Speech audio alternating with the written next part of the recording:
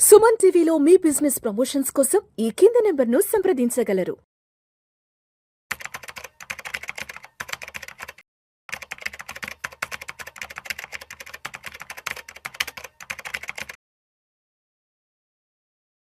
ప్రేక్షకులకి మీ రామచంద్రమూర్తి నమస్కారాలు.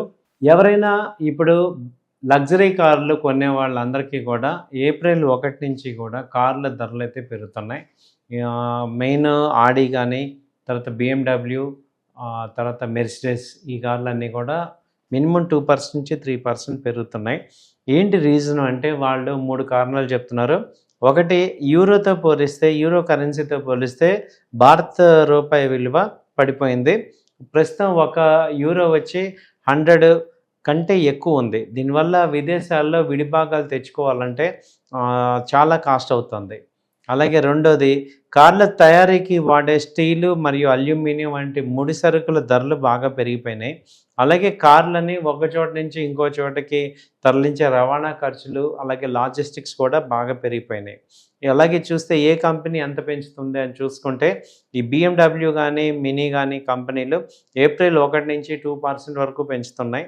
అలాగే విదేశాల నుంచి నేరుగా వచ్చే CBU కార్లు కూడా 2% పెరుగుతున్నాయి. మెర్సిడెస్ అయితే 2% పెంచింది.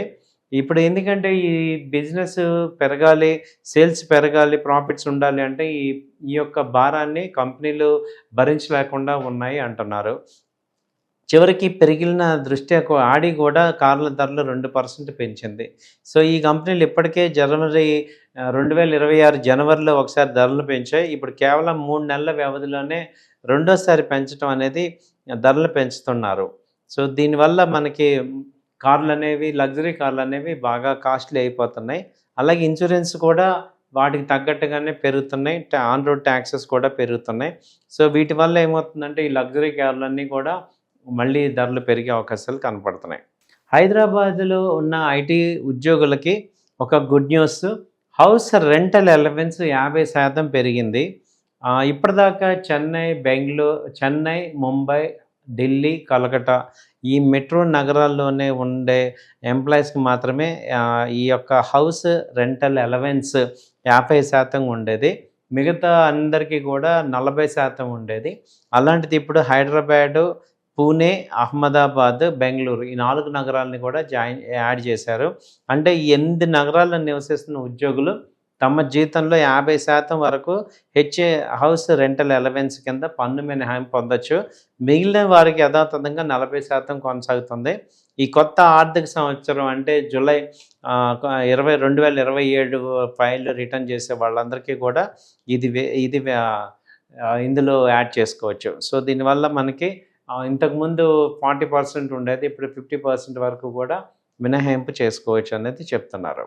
ఈ యొక్క అలాగే మ్యూచువల్ ఫండ్స్ విషయానికి వస్తే కూడా లైఫ్ సైకిల్ ఫండ్స్ మనకి ఎంతో లాభం అనేది ఈ ఒక చిన్న డేటా ద్వారా మనకి అర్థమవుతుంది. ఇప్పుడు చిన్న పెట్టుబడిదారులు అందరూ కూడా అధికంగా మదుపు చేస్తున్న మ్యూచువల్ ఫండ్స్లో మార్కెట్ నియంత్రణ సంస్థ ఎప్పటికప్పుడు దాన్ని మార్పులు చేస్తుంది. వీటి ప్రధాన ఉద్దేశం ఏంటంటే ఈ ఇన్వెస్టర్స్ యొక్క పెట్టుబడిని కాపాడటం అనేది. ఇటీవలే లైఫ్ సైకిల్ ఫండ్స్ పేరుతో కొత్త మ్యూచువల్ ఫండ్ విభాగాన్ని ప్రవేశపెట్టింది. పరిశ్రమ నిపుణులు కానీ, మేనేజ్మెంట్, ఈ కంపెనీలు ఈ యొక్క నిర్ణయాన్ని స్వాగతిస్తున్నాయి. ఇది ఎంతవరకు ప్రయోజనం అనేది చూద్దాం. సంప్రదాయ మ్యూచువల్ ఫండ్స్తో పోలిస్తే లైఫ్ సైకిల్ ఫండ్స్ కొంత డిఫరెంట్గా ఉంటాయి. ఇవి ప్రాథమికంగా ఓపెన్ ఎండ్ టార్గెటెడ్ ఫండ్లు. అంటే ముందుగానే నిర్ణయించిన ఒక మెచ్యూరిటీ గడువు ప్రకారం ఉంటుంది. వీటి కాల వ్యవధి చూస్తే 5 ఏళ్ళు, గరిష్టంగా 30 ఏళ్ళ వరకు ఈ ఫండ్లు ఉంటాయి.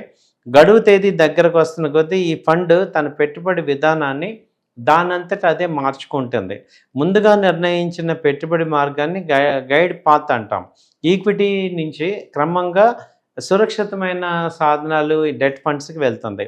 ఇది మేజర్గా ఎందుకంటే నష్టభయాన్ని తగ్గించేలాగా చూడటానికి ఇప్పుడు ఈ ఫండ్స్ బెటర్ అవుతున్నాయి. స్థిరమైన పెట్టుబడి కేటాయింపులను అనుసరించే ట్రెడిషనల్ సొల్యూషన్ ఓరియంటెడ్ ఫండ్లకి ఇది పూర్తి విరుద్ధం. ఇన్వెస్టర్స్ నిర్ణీత కాలానుగుణంగా లక్ష్యాలను సాధించేందుకు ఇన్వెస్ట్మెంట్ ఎలా ఉండాలి అనేది ఇందులో ముందుగానే ఉంటుంది. ఈ యొక్క లాస్ని తగ్గించే క్రమంలో మార్కెట్ పడిపోతున్నప్పుడు పెట్టుబడిదారులు ఎమోషనల్గా తీసుకునే నిర్ణయాల ప్రభావాన్ని తగ్గించడంలో ఇవి సాయం చేస్తాయి.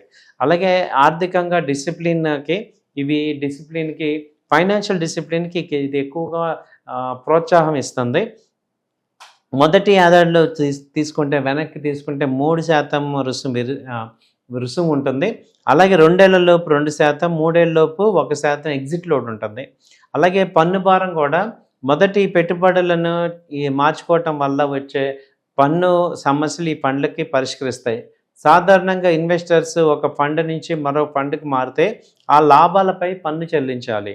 కానీ లైఫ్ సైకిల్ ఫండ్ల విషయానికి వస్తే ఫండ్ లోపలే పెట్టుబడులు మారుతూ ఉంటాయి. కాబట్టి పెట్టుబడిదారులు కేవలం ఈ గడువు తీరే సమయంలోనే పన్ను చెల్లిస్తాయి.